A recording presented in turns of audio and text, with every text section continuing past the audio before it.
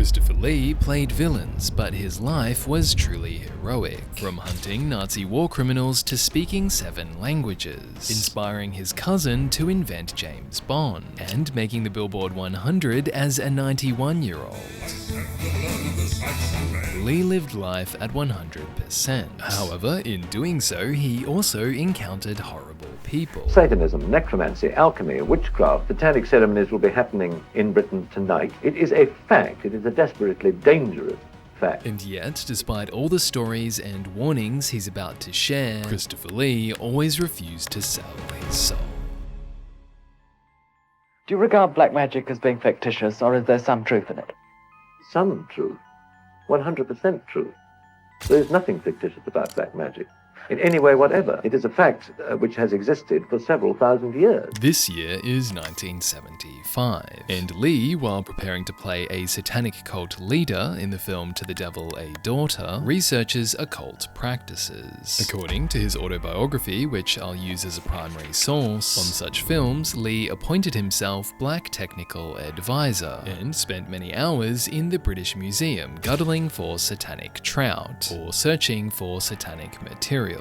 Lee is particularly interested in the ceremonies and sex rituals of occultist Aleister Crowley. While reading Crowley's book, The Book of Law, Lee is profoundly unsettled, a feeling which intensifies when he receives a strange message. There is a church in Los Angeles called the Church of Satan, which is run by a man called Anton Sandor LaVey, who has written 2 books, and he sent me a copy of one of these books, which was headed Regi Satanas, which means Satan is king. In this book, LaVey writes the inscription, "To Christopher Lee, a fine actor and a perfect devil." The dedication is probably because Lee has just played Lucifer in this other film, but regardless, Lee refuses to establish a relationship. I have never attended a ceremony of this kind because it is so appallingly blasphemous and so repulsive and so unbelievably foul. What actually happens, what people actually do, what is done to the host and what is done to the cup and so on.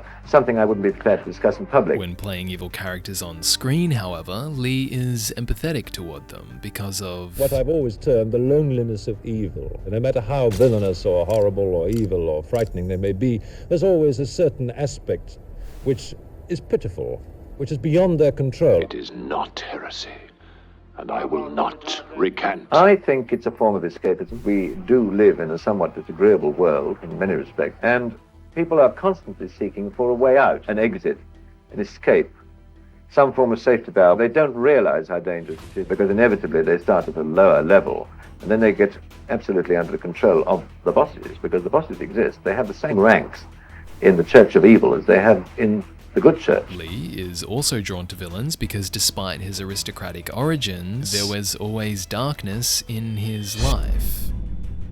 At age 4, Lee's mother, an Italian contessa, divorces his father, a British lieutenant colonel. She then marries Harcourt George St. Croix Rose, a banker and the uncle of Ian Fleming, the future creator of James Bond. This will be important later, but for now, Harcourt George, it turns out, is a degenerate gambler. From the road, we film the flying cavalcade as they fight for the lead. When George amasses substantial debts over horse racing, Lee's mother divorces him too. At the time, Lee is only 17, and in this same year, he witnesses the final guillotine execution in France, and volunteers to help Finland fight the Soviet Union in the Winter War. However, this war would be nothing compared to the next. So one was bound to have a few close calls during 5 years. What comes to mind is I was almost finished off when I was shaving one morning by a sniper who put that straight through my mirror. It was rather silly of me to have it because it caught the reflections of the sun, but it was close. In 1941, Lee joins Britain's Royal Air Force to fight in World War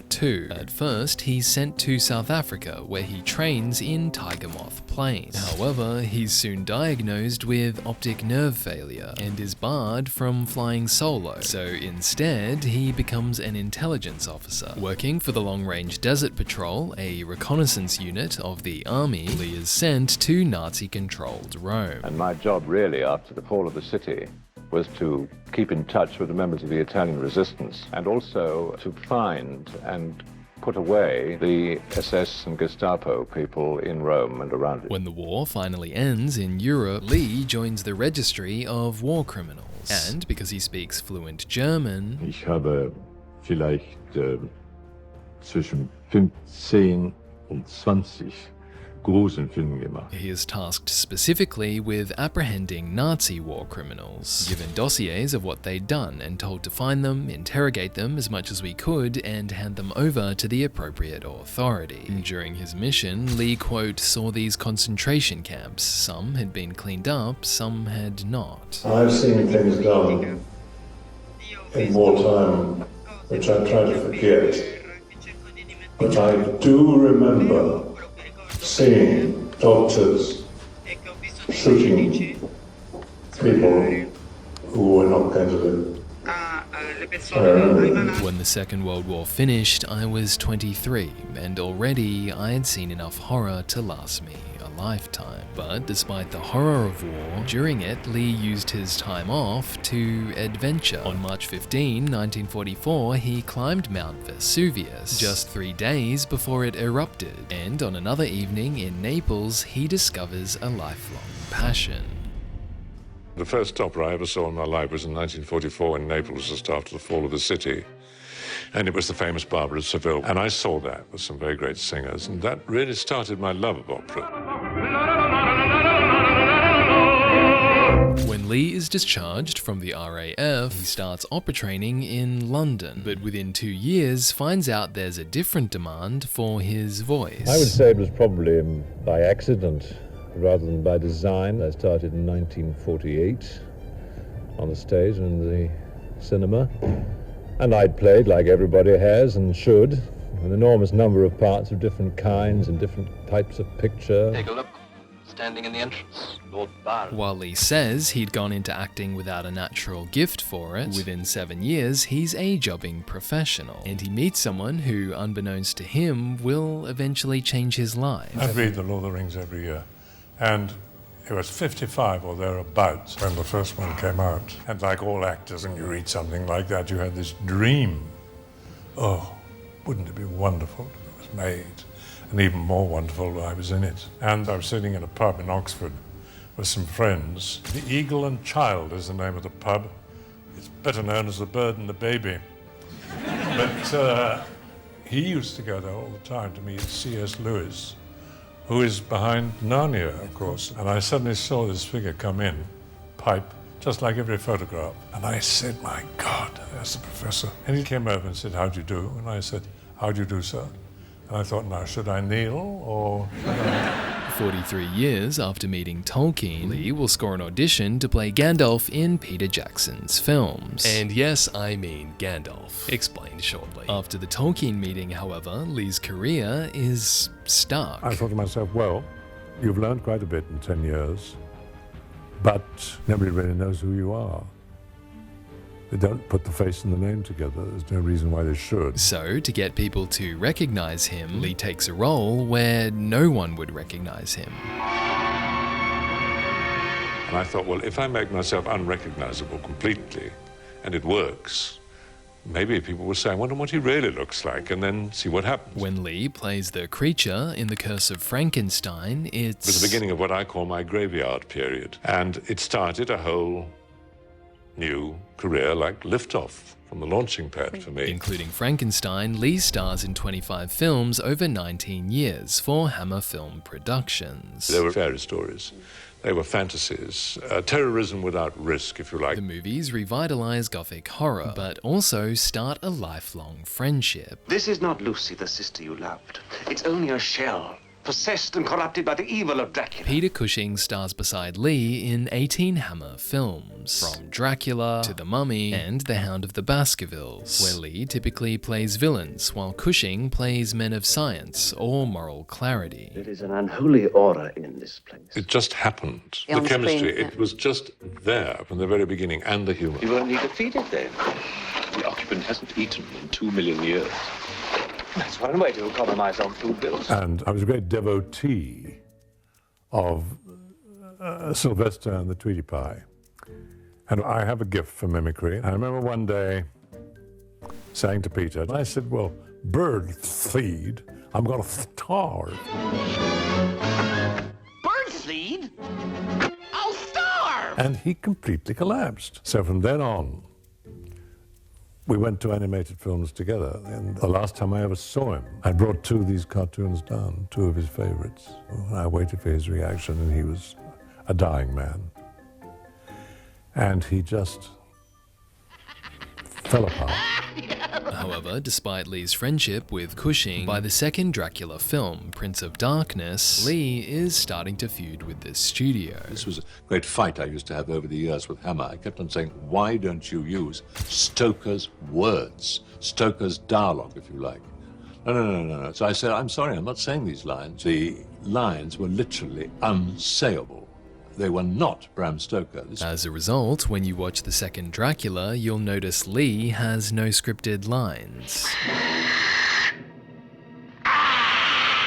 Following this, Hammer executives persuade Lee to make 5 more Dracula films, urging him to, quote, think of the people you'll put out of work if you don't do it. So Lee does them. However, when he's asked to do 3 or 4 more, I turned them all down, refused to do them.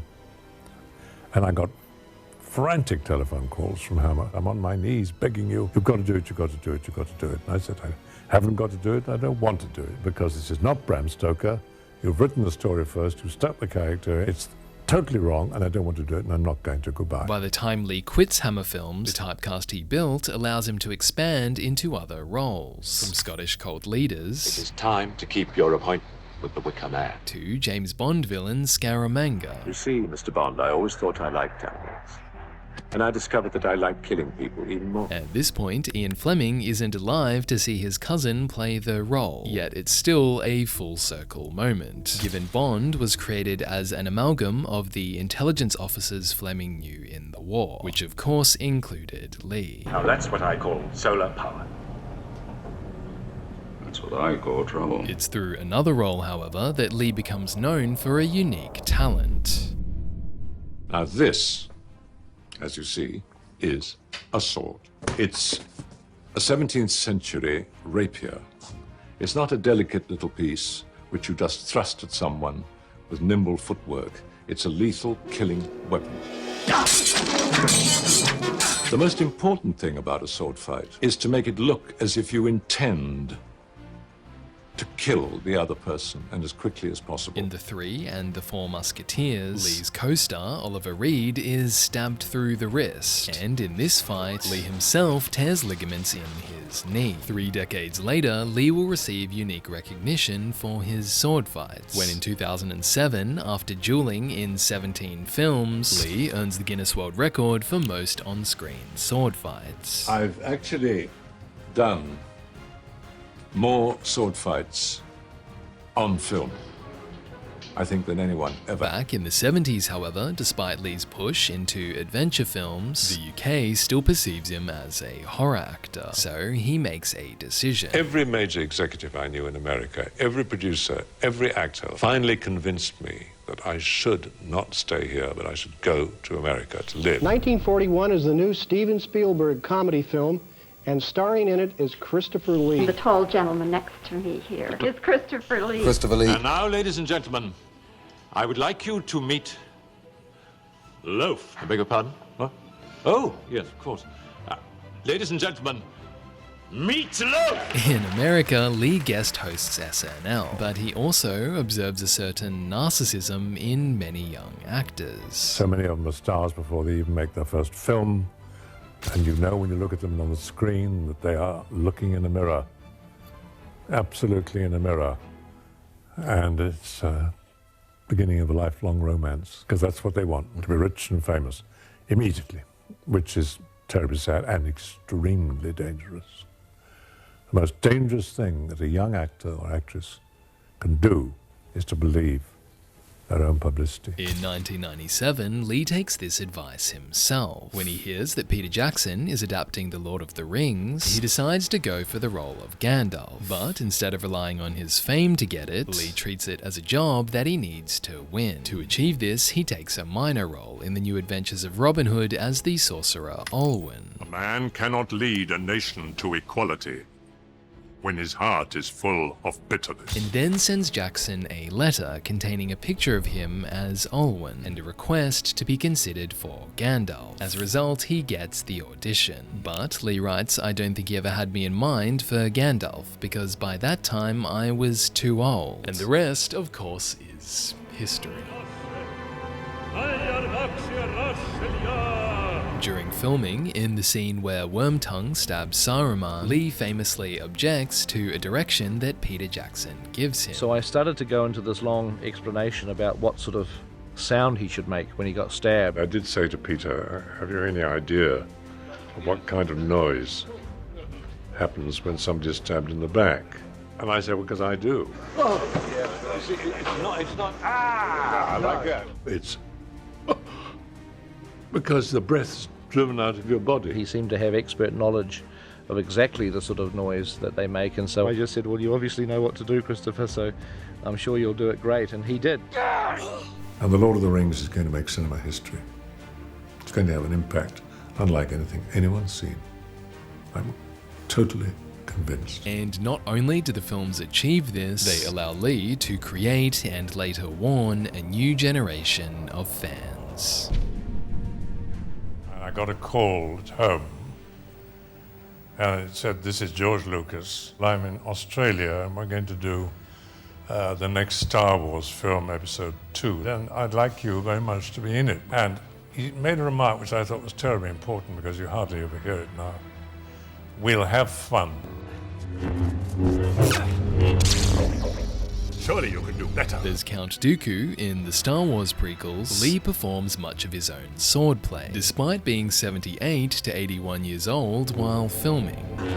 Lee also narrates video games. The Temple of Khazad-dûl, thought to be destroyed long ago. And acts in 5 Tim Burton movies. No son of mine is going to be a chocolate.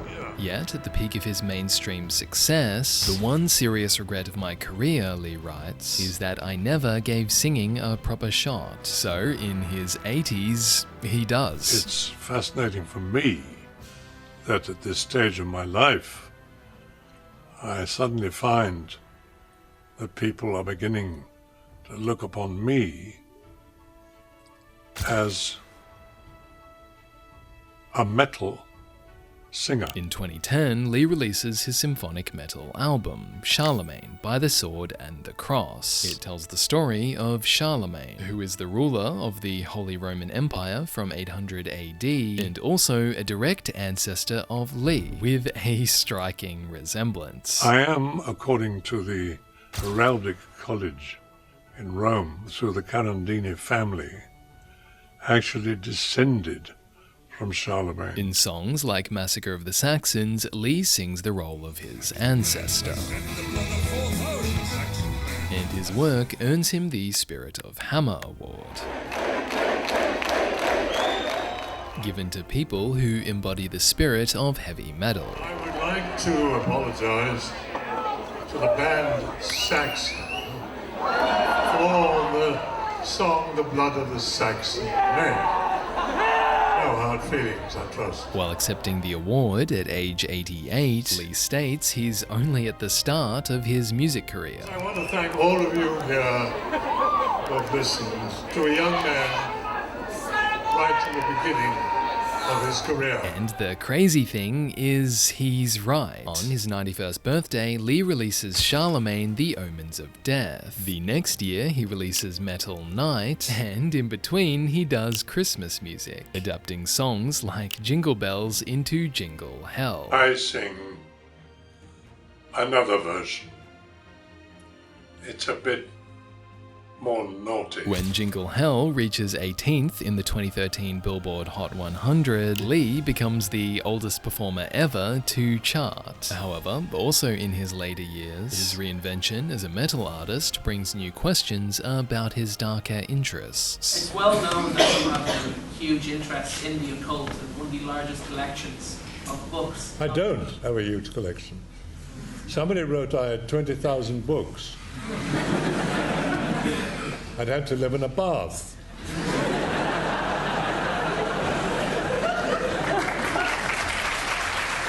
I have met people who claimed to be Satanists, who claimed to be involved with black magic. But as I said, I've certainly haven't been involved, and I warn all of you, never, never, never.